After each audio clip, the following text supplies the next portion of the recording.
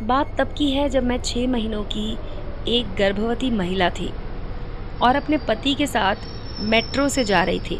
हम लोगों का वो दिन बहुत अच्छा बीता, लेकिन तभी अचानक मुझे उल्टी आई और मैंने अपना बैग अपने पति को देते हुए कहा कि मुझे बाथरूम जाना होगा। मैं चारों तरफ देख रही थी, लेकिन तभी मुझे मैकडॉनल्ड दिखा। मैं अंदर गई और एक आदमी को पार करते हुए बाथरूम के अंदर चली गई। मैंने किसी चीज या इंसान पर ज्यादा ध्यान ना देते हुए तुरंत वहां पर उल्टी कर दी। मुझे बहुत खराब महसूस हो रहा था। तभी मुझे अपने बाथरूम का दरवाजा खुलते हुए दिखा और मैंने धक्का देकर उसे बंद करना चाहा और कहा कि मैं अंदर हूँ, लेकिन तब भी सामने से धक्का बराबर आता रहा। जैसे ही मुझे थोड़ा सा बाहर दिखा, मैंने देखा कि वो आदमी है जो बाहर खड़ा हुआ है। उसके बाल घुंघराले थे। मुझे बहुत डर लगा और मैंने तेजी से दरवाजा बंद कर दिया और मदद के लिए चिल्लाने लगी। वो आदमी भी दरवाजा खोलने का लगातार प्रयास करता रहा। मुझे फिर से उल्टी आ रही थी और इसलिए मैंने हाथ से उल्टी को और पैरों से अपने दरवाजे को रोक रखा था। मैं लगातार खिड़की की तरफ मदद के लिए चिल्ला रही थी और कुछ लोग मेरी मदद के लिए आते हुए दिखे भी। अचानक दरवाजे से आवाज आनी बंद हो गई और सब कुछ शांत हो गया।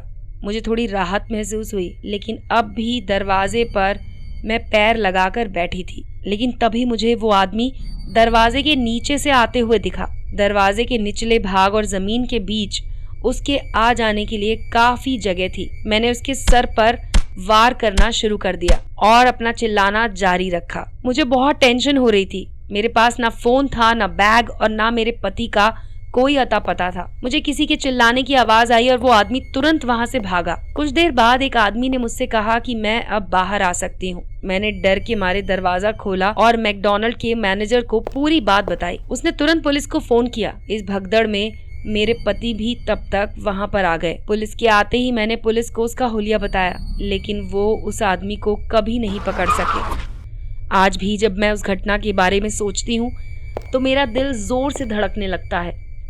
मैं 9th क्लास में थी और अपने दोस्त की पूल पार्टी में गई थी। वहाँ बहुत लोग थे। मेरी दोस्त लैला कुछ देर बाद हमारे लिए सोडा लेने चली गई।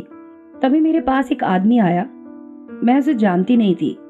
वो मुस्कुरा रहा था, लेकिन मुझसे नजरें नहीं मिला रहा था। मैं थोड़ा पीछे हटी तो वो बोला, हेलो। मैंने कहा, हेलो। उसने पूछा, तुम्हारा नाम क्या है? मुझे नहीं लगा कि नाम बताने में कोई परेशानी है, तो मैंने अपना नाम हिना बता दिया और पूछा कि तुम्हारा नाम क्या है? वो बोला, रवि। उसने मुझसे पूछा, क्या तुम्हें यहाँ अच्छा लग रहा है? असल में मुझे अजीब लग रहा था। तब उसने मुझे बताया कि वो मेरे पापा का दोस्त है। मुझे अब इस अजीब आदमी से परेशानी होने लगी। उसके मुंह से शराब की बदबू आ रही थी। मैंने जल्दी से उसे बाय बोलकर वापस पीछे की तरफ जाना शुरू कर दिया। जब मैं लैला से मिली तो उसे सारी बात बताई। लैला ने जब अपने पापा को बताया तो वो बोले कि उनके किसी दोस्त का नाम रवि नहीं है। वो मुझसे बोले कि शायद किसी ने मुझसे मजाक करने की कोशिश की हो। मैंने भी उस बात को ज्यादा ध्यान नहीं दिया। रात में लैला के पापा और मम्मी कहीं जाने वाले थे और घर पर मैं, लैला और उसके भाई के साथ हम लोग एक साथ रुक गए। लैला के पापा ने उसे फोन किया और पूल की लाइट्स को बंद करने को कहा। हम दोनों साथ साथ बाहर गए। लैला लाइट बंद करने लग गई और मैं कोने में खड़ी मोबाइल देख रही थी। वो लाइट बंद करके आई और हम वापस ऊपर जाकर साथ में गेम खेलने लगे। लैला ने मुझे पर्दों को खींचने के लिए कहा और वहां जाते ही मुझे पूल की सारी लाइट दोबारा से ऑन दिखी। लैला, तुमने पूल की लाइट्स बंद कर दी थी? लैला ने कहा, और क्या, लेकिन पूल में कोई तैर रहा था। लैला को लगा कि वो जरूर उसका भाई होगा। उसने कहा, चलो उसको डराते हैं। हम लोग पीछे वाले दरवाजे से पूल के पास गए। पानी की लहरें हमें अब भी दिख रही थी। हम दोनों उसे डराने के लिए तैयार थे। तभी मेरी नजर ऊपर वाले कमरे की तरफ गई और मैंने उसमें लैला के भाई को देखा। मैंने लैला को भी दिखाया और हम दोनों डर गए।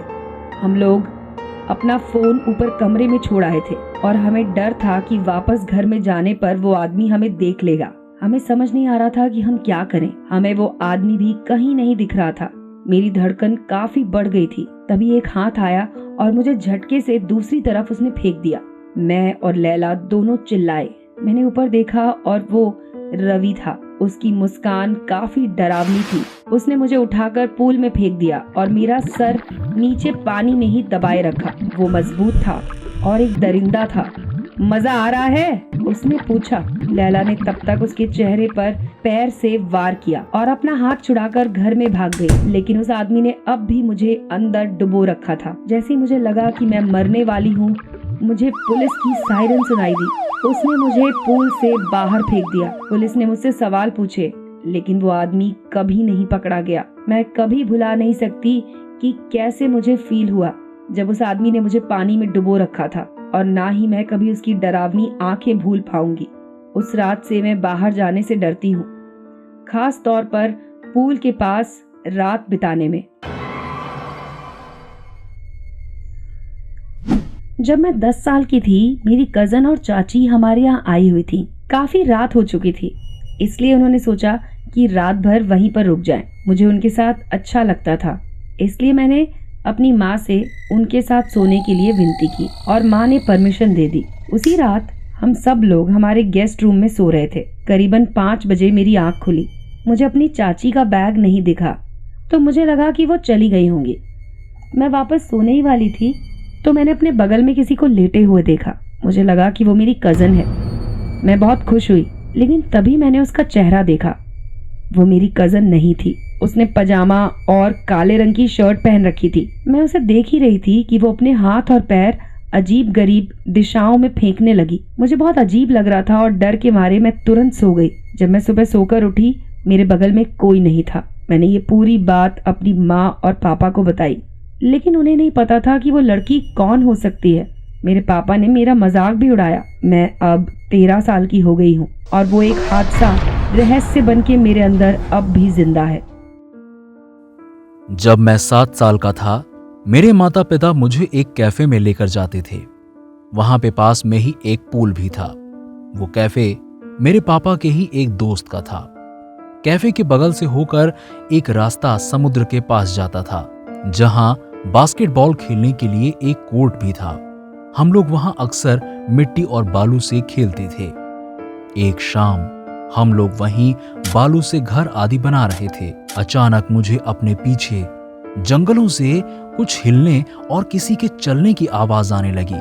मैंने सोचा कि वो कोई बिल्ली या कुत्ता होगा। हालांकि जब मैंने अपने दोस्तों को डरे हुए देखा तो मेरे भी रोंगटे खड़े हो गए, मेरे भी पसीने छूट गए। डरते हुए वो मेरे पीछे देख रहे थे। मुझे डर लग रहा था और मुझे लगा कि मैं बेहोश होने वाला था। मेरे अंदर पीछे घूमने की भी हिम्मत नहीं थी। तभी मेरे गर्दन पर एक छुरी का एहसास हुआ और मैं वहां से जोर से भागा। मेरे दोस्त भी मेरे पीछे पीछे कैफे की तरफ भाग रहे थे। हम सब रो रहे थे। मैंने अपनी मम्मी को पूरी बात बताई और कुछ देर में वहां पुलिस भी आ गई। जब मेरे पापा और मम्मी पुलिस से बात कर रहे थे, हमें कुछ समझ नहीं आ रहा था। मैंने ये भी नहीं देखा था कि मेरे पीछे क्या था, इसलिए मैंने ये अपने दोस्त से पूछने की सोची, जो कि अपने पापा से बात कर रहा था। बाद में पता चला कि वो एक बुढ़ा आदमी था जिसने यहां से पास में ही एक औरत की हत्या कर दी थी। मेरे दोस्तों ने बताया कि वो मेरे पीछे खड़े होके किसी पागल की तरह हंस रहा था। उसने उस छुरी को मेरे गर्दन पर रख रखा था। उस दिन के बाद से सूरज ढलने के बाद मैं उस कैफे से बाहर नहीं जाता और किस्मत से पुलिस ने अब उस आदमी को पकड़ लिया है। बात लगभग 20 साल पुरानी है। मैं 10 साल का था और मेरी बहन 6 साल की। हम लोग सिर्फ अपनी माँ के साथ रहते थे। उन दिनों मेरी बहन हर रात एक डायन के बारे में बोल के रोती रहती थी। बीच बीच में मेरी माँ को उनके काम करते वक्त अजीब फोन कॉल्स आते थे। मुझे तुम्हारा एक बच्चा चाहिए, ऐसा कोई औरत फोन पर बोलती थी। माँ ने उसे एक गंदा मजाक सोचकर उस पर ध्यान नहीं दिया, लेकिन फिर उन्हें रोज वैसे ही कॉल आने लगे। उन्हें ज्यादातर फोन रात को आते थे।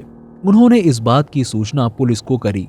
पुलिस ने बताया कि फोन करने वाला पीसीओ के फोन से कॉल कर रहा है और वो इस बारे में ज्यादा कुछ नहीं कर सकते हैं। माँ ने घर के सारे नंबर बदल दिए, लेकिन एक रात करीब 10 बजे किसी ने हमारे घर का दरवाजा खटखटाया। माँ ने दरवाजे के बाहर लगभग एक 60 साल की बुढ़ी औरत को देखा। माँ ने उससे दरवाजा बंद किए हुए ही बात करने की कोशिश की, लेकिन उस औरत ने अंदर आने की विनती की क्योंकि उसका एक कार एक्सीडेंट हो गया था। माँ ने कहा कि वो पुलिस को बुलाकर उसकी मदद कर देंगी। कुछ समय की शांति के बाद वो औरत बोली, नहीं, पुलिस को मत बुलाइए। माँ को ये अजीब लगा और वो फोन उठाने जा रही थी कि तभी उस औरत ने तेजी से दरवाजा पीटना शुरू कर दिया। माँ ने जब खिड़की से देखा तो वो औरत शीशे से उन्हीं को देख रही थी। माँ को देखते हुए वो बोली, कितनी बार बताऊं, मुझे तुम्हारा एक बच्चा चाहिए। कितनी बार बताऊं, मुझे तुम्हारा एक बच्चा चाहिए। वो बार बार यही बोल रही थी। माँ को पुलिस की बत्ती दिखी और वो औरत जल्दी से वहां से भाग गई। 1 हफ्ते तक हर रात पुलिस हमारे घर के बाहर रहती थी, लेकिन कभी भी कुछ नहीं हुआ। गर्मी आ गई थी और अब मेरी बहन को उस डायन के बारे में ख्याल आने भी बंद हो गए थे। मैं बेसबॉल खेल रहा था और बाहर मेरी माँ मेरे टीचर से सब कुछ बता रही थी। वो टीचर बोली, सौतेली माँ? मेरी माँ ने उन्हें बताया कि हमारी कोई सौतेली माँ नहीं थी। उस टीचर का चेहरा सफेद हो गया था। उसने माँ को बताया कि कुछ समय पहले ही एक बुढ़ी औरत लंच के वक्त स्कूल में आई थी और उसने खुद को मेरी बहन की सौतेली माँ बताया था। जल्दी से माँ ने सब कुछ पुलिस को बताया और पुलिस ने स्कूल के कैमरे देखे। वहां पर उन्होंने लंच के वक्त डोर बेंच पर बैठी एक बुढ़ी औरत को देखा। कैमरे में वो अक्सर एक जंगल से आती दिखती थी। पुलिस ने उस पूरे जंगल को छान मारा और एक टूटा पुराना घर देखा। मेरी बहन वापस मिल गई। उस घर के अंदर मेरी और मेरी बहन की तस्वीरें भी थी। वो आखिरी बार था जब हमने उस औरत के बारे में सुना था। अगले साल मेरी बहन को फिर से कुछ डायन के सपने आए। मेरी माँ ने पूछा कि वो दुखी क्यों है और मेरी बहन बोली, क्योंकि वो फिर से स्कूल आने लगी है। वो डायन वही बुढ़ी औरत। मेरा नाम जगजीत है। बात 1 साल पुरानी है। मैं अपने दोस्तों के साथ एक जंगल में कैंप लगाकर रुका हुआ था। हम लोग कार, खेल और लड़कियों के बारे में बात कर रहे थे। जैसे ही रात बीतती गई, मेरा दोस्त हमें एक आदमी लाला की कहानी सुनाने लगा, जो जंगलों में घूमता था और हम जैसे किशोर बच्चों को पकड़ लेता था। वो सुनते ही हम सब हंसने लगे और उस कहानी को मजाक में टाल दिया। आधी रात में मुझे पेशाब लगी और मैं बाहर आया। जब मैंने मुड़कर देखा तो एक आदमी आग सेंक रहा था और उसके बगल में 3 लड़के बैठे हुए थे। मैंने अपने दोस्तों को जगाया और हम तीनों वहां से भागे। हमने सबसे ये बात बताई, लेकिन किसी ने हमारा विश्वास नहीं किया। अगली सुबह हम वहां वापस जाकर अपनी सारी चीजें वापस लाने की सोच रहे थे। वहां जाने पर काफी चीजें गायब थीं और जमीन पर खोदकर एक चीज लिखी हुई थी। मैं ही लाला था। उसके साथ ही उसके बगल में एक डरावनी सी मुस्कान खुदी हुई थी। हमने पुलिस को पूरी बात बताई और उस जगह पर दोबारा कभी नहीं गए।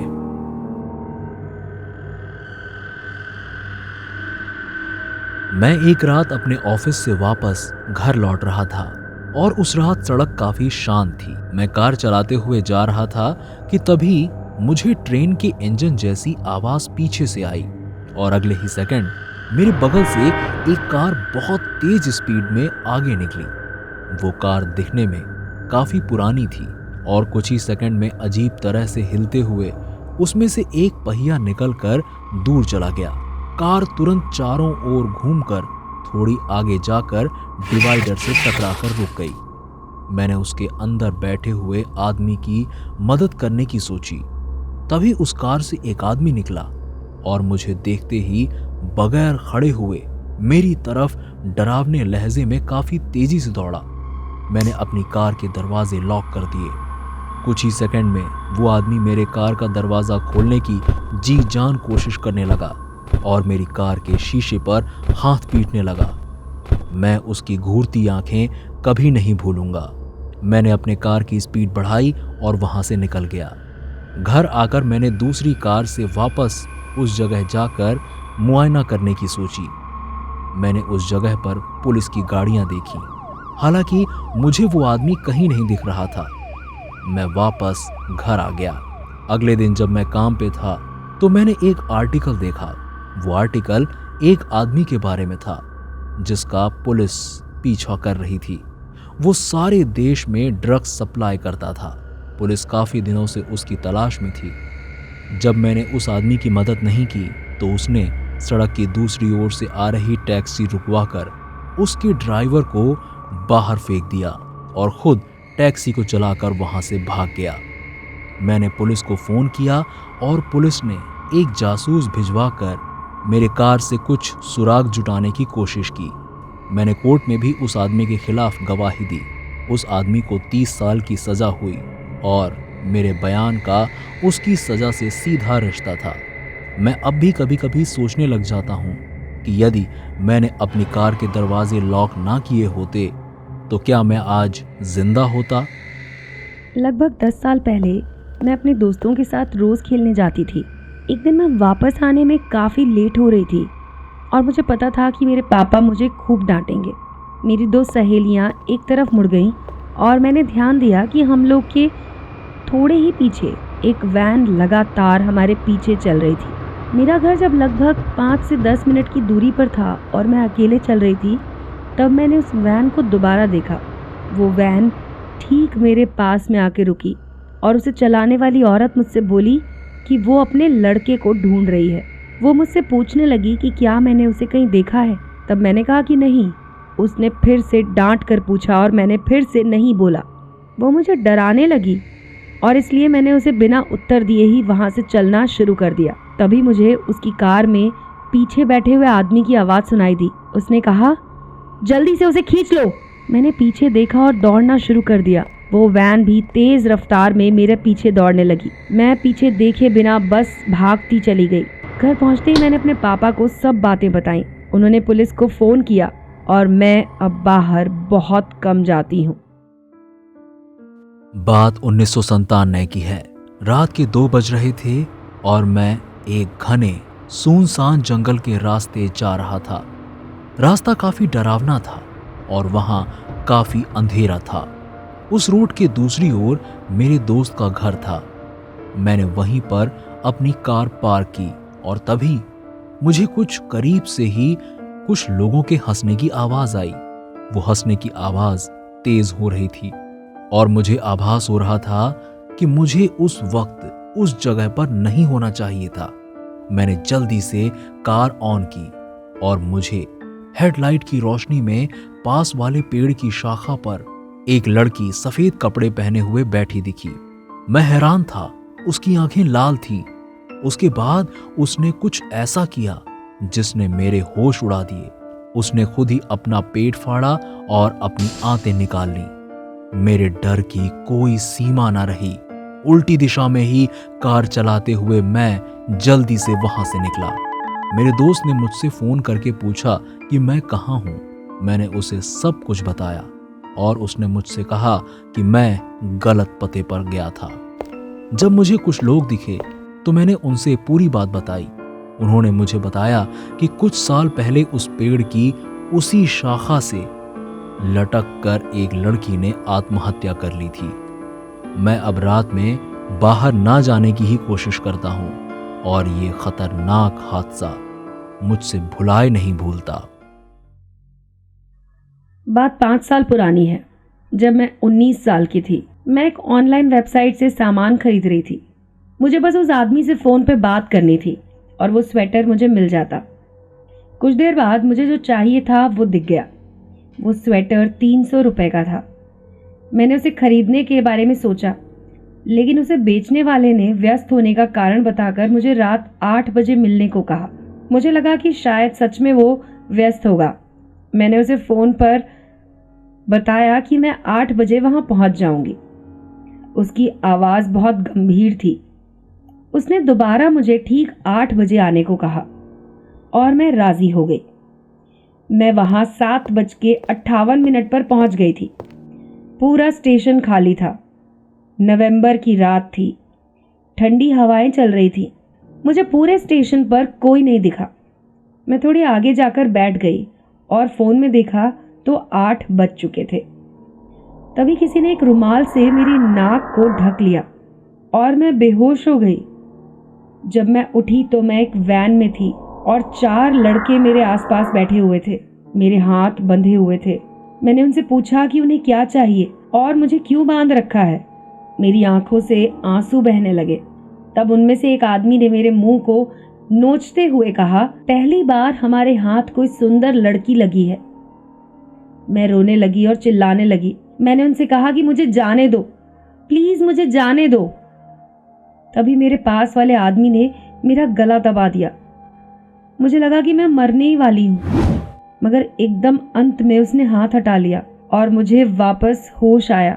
वो वैन चलती जा रही थी। तभी एक चेक पॉइंट दिखा और मैं थोड़ी खुश हुई।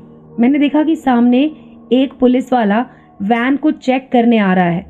तब मेरे बगल में बैठे हुए आदमी ने एक बंदूक निकाली और मेरे मुंह से चीख निकल गई। मैंने कहा, सर मुझे बचाइए, इनके पास बंदूक है। उस अफसर ने मेरी बात सुन ली और उसने तुरंत उस आदमी के हाथ से बंदूक छीन ली और कार के पहियों पर गोली मार दी। दूसरे पुलिस ऑफिसर ने मेरे बगल में बैठे हुए आदमी को सीधा सिर पर गोली मारी। मैंने अपनी जिंदगी में ऐसी कोई घटना नहीं देखी थी। उनमें से एक अफसर ने मुझे वैन से बाहर निकाला, लेकिन मैं बेहोश हो गई। अगली सुबह मैं एक हॉस्पिटल में थी। मेरे माता पिता भी वहीं थे। वो मुझसे पूरी बात सुनना चाहते थे और मैंने उन्हें सब कुछ सच सच बता दिया। लेकिन उन्हें बताते हुए मैं एक झटके से अचानक चिल्लाने लगी, बचाओ बचाओ। उस दिन के बाद से हर हफ्ते मुझे एक मनोवैज्ञानिक के पास जाना पड़ता था। मेरी हालत अब काफी हद तक सुधर गई है, लेकिन मैं अब कोई भी सामान ऑनलाइन नहीं खरीदती। मेरा नाम मोहित है। मैं अब शहर के बीच में रहता हूं, लेकिन पहले मैं एक पुराने घर में रहता था। वो घर बाहर से सदियों पुराना जरूर दिखता था, लेकिन अंदर से वो काफी अच्छा घर था। लेकिन उस घर में कई मौतें हुई थी। मैं हमेशा से भूत प्रेतों को मानता था और उसके पीछे कारण भी थे। जैसे कि एक बार मैं अपनी माँ के साथ एक कमरे में बैठा हुआ था और हमने किचन में किसी आदमी के गिरने की आवाज सुनी। हमने प्लेट्स के भी गिरने और टूटने की आवाज सुनी, लेकिन जब हम वहां गए तो कुछ भी नहीं था और हमें तुरंत ही काफी डर महसूस हुआ। कुछ साल बाद मैंने सपना देखा कि मैं अपनी माँ के साथ कहीं जा रहा था और तभी मेरे कान में किसी ने मेरा नाम कहा। मुझे ऐसा लगा जैसे कोई मेरी पीठ ठोक रहा हो और मैं तुरंत उठ गया। वहां कोई नहीं था। मैं उस बारे में ज्यादा सोचे बिना दोबारा सोने चला गया। लेकिन उस रात के बाद मुझे वो सपना हर रात आने लगा। वो आवाज मुझे रोज खराब चीजें कहती थी। मेरा वो सपना हमेशा ऐसे खत्म होता था जैसे कोई मेरी पीठ ठोक रहा हो। एक दिन मेरी माँ मेरे साथ बैठी हुई थी। मैंने उन्हें अपने सपने के बारे में बताया। माँ मुझसे बोली कि एक बार उन्हें अपने दोस्त की किसी बात पर गुस्सा आ गई और उन्होंने उसे एक आदमी की आवाज में डांटा था, लेकिन बाद में उन्हें उस घटना के बारे में कुछ भी याद नहीं था। माँ से सुनी हुई आवाज और सपने में सुनी हुई आवाज एक जैसी थी। मुझे पता लग गया था कि वो उसी भूत की आवाज रही होगी। 2017 में मेरी माँ उसी कमरे में मर गई जिसमें मुझे बुरे सपने आते थे। मैंने उसके बाद वो घर जल्दी ही छोड़ दिया, लेकिन उस घर ने मेरा भूतों में विश्वास और भी मजबूत कर दिया और मैं अभी भी भूतों के होने में यकीन रखता हूं।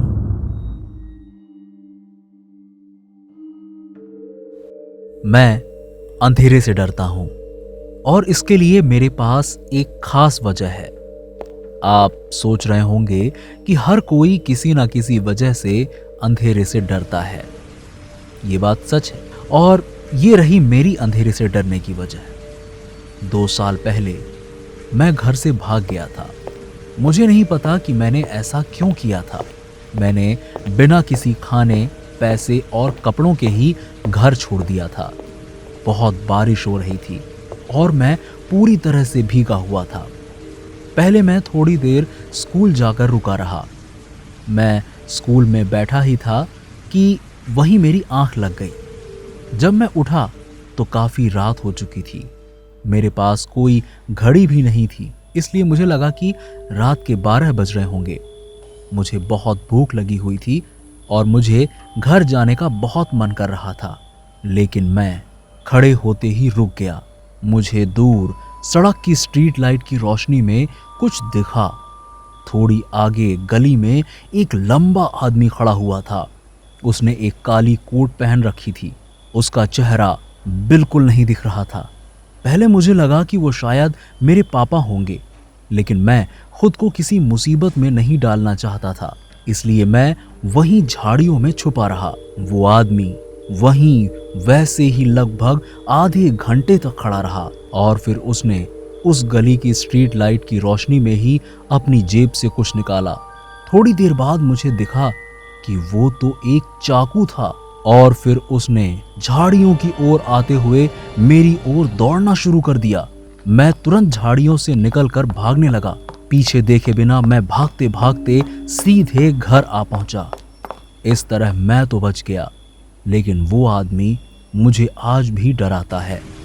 मैं भगवान का शुक्रिया अदा करता हूँ कि उस रात मेरी आंख खुल गई थी। मुझे इस हादसे से इतना ज़्यादा डर लग गया कि अब भी मैं सोते वक्त अपने कमरे की लाइट्स ऑन रखता हूँ, क्योंकि मुझे लगा करता है अगर किसी दिन मैं लाइट्स ऑफ करके सोया तो वो आदमी आकर मुझे मार देगा। मेरा नाम आदिल है और ये एक सच्ची कहानी है। हालांकि पुलिस अब उस आदमी को पकड़ चुकी है और वो अब जेल में है। तब मैं 14 साल का था और हिस्ट्री की क्लास में बैठा बोर हो रहा था। मेरे बगल में बैठे दोस्त नील ने मुझे शनिवार को अपने यहाँ आने के लिए कहा, क्योंकि उसके माता पिता कुछ काम से बाहर जा रहे थे। मुझे ये सुनकर बहुत खुशी हुई, क्योंकि हम दोनों पहले भी एक दूसरे के घर पर रुक चुके थे और इसलिए मैं उसके यहाँ जाने के लिए काफी उत्साहित था। शनिवार आया और मैं अपने सारे सामान को अपने बैग में रखकर, जिनमें से एक काली मिर्च का पाउडर भी था, अपने दोस्त के यहाँ जाने के लिए निकल पड़ा। जब नील ने दरवाजा खोला तो वो बहुत परेशान नजर आ रहा था। मैंने अंदर आते ही दरवाजा बंद किया और उसको और बेचैन होते हुए देखा। मैंने उससे पूछा कि सब कुछ ठीक तो है? वो बोला, हाँ सब कुछ ठीक है। मैंने उसको खुश करने के लिए अपने बैग से गेम निकाले और उसको खेलने के लिए बुलाया। कुछ ही देर बाद मुझे एहसास हुआ कि उसका खेलने में बिल्कुल मन नहीं लग रहा था। मैंने टीवी बंद कर दी और उससे पूछा कि आखिर बात क्या है। तब जाकर उसने मुझसे कहा, मुझे तुम्हारी मदद चाहिए। उसने मुझे बताया कि उसने एक अनजान आदमी को फेसबुक पे दोस्त बनाया था और अब वो नील से मिलना चाहता है, और अगर नील ने अपने माता पिता को इस बारे में बताया तो वो उसको मार देगा। इसलिए नील ने उसे अपने घर आज रात 8 बजे बुलाया हुआ था और 8 बजने में सिर्फ 5 मिनट बचे थे। वो काफी डरा हुआ था और उसने मुझे भी अपने साथ आने को कहा। मुझे तो काफी गुस्सा आ रहा था जब मुझे एहसास हुआ कि उसने मुझे इसलिए यहाँ पर बुलाया है। उसने उस आदमी को अपना पता दिया, इस बात पर भी मुझे गुस्सा आ रहा था, लेकिन मैंने उसकी मुसीबत समझी और उसका साथ देने का सोचा। मैं मिर्च पाउडर वाला डिब्बा लिए हुए सोफे पर बैठा था। दरवाजे की घंटी बजी। मैं उम्मीद कर रहा था कि वो थोड़ी देर में शायद चला जाएगा, लेकिन मुझे कुछ देर में आभास हुआ कि वो तो दरवाजा तोड़कर किसी तरह अंदर आने की कोशिश में लगा हुआ है। मैं नील के साथ जल्दी से किचन के अंदर भागा और बाहर दरवाजे के टूटने की आवाज सुनी। किचन की लाइट्स बंद थी और हम फ्रिज के बगल में छुपे हुए थे। वो आदमी गहरी आवाज में बोला, नील। हम डरे हुए थे। उसने दोबारा बोला, नील, तुम कहाँ हो? मैं तुम्हें मारने जा रहा हूं। मुझे एक तरकीब सूझी। मैंने फ्रिज के पीछे से नील को धक्का दिया और जैसे ही उस आदमी ने वो आवाज सुनी, वो हंसकर उसकी तरफ आने लगा और जैसे ही वो फ्रिज के करीब आया, मैंने उसके ऊपर पूरा मिर्च पाउडर छिड़क दिया। दर्द के मारे वो चिल्लाने लगा। मैंने बगल से ही एक बर्तन उठाया और उसके सर पर दे मारा। वो बेहोश हो गया। उसने एक नीली कोट पहनी हुई थी। हमने पुलिस को फोन किया और हमें पता चला कि पुलिस काफी वक्त से उस आदमी की तलाश में थी। पुलिस ने उसके पास से एक बैग जब्त किया और उस बैग से कई सारे यंत्र निकले। अच्छी बात तो यह है कि उस आदमी ने कभी किसी की जान नहीं ली थी। और अब जाकर मुझे एहसास होता है कि नील ने मुझे उस रात बुलाकर बहुत सही काम किया था।